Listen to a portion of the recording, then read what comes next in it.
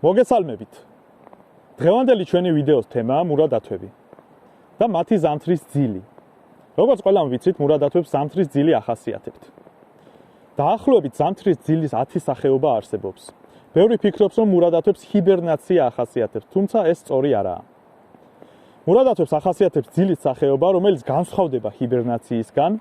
ჰიბერნაცია არის ძილის სახეობა, როდესაც ცხოველთა საციცოცხლო პარამეტრები ძალიან მცირდება, ტემპერატურები, გულისცემა ძალიან მცირეა, რათა კლიმატური პირობებიდან გამომდინარე, სხვადასხვა სახეობებმა ზამთარში შეინარჩუნონ ენერგია და გადარჩნენ. ტორპორი არის ძილის სახეობა, რომლის დროსაც აგრეთვე მცირდება საციცოცხლო პარამეტრები, თუმცა ჰიბერნაციისგან განსხვავებით ეს ისეთი ღრმა ძილი არაა.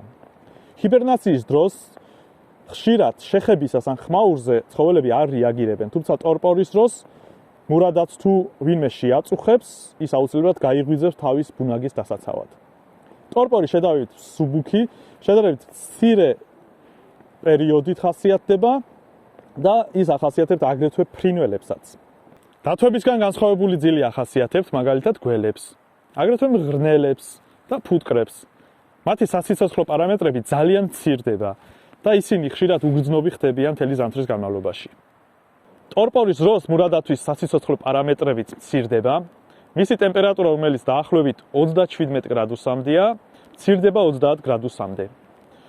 მურადათვის ერთ-ერთი საოცარი თვისება ტორპორის დროს თირკმელის მოქმედების შეჩერებაა, რომელიც დღესდღეობით ბევრი მეცნიერისთვის აუხსნელია.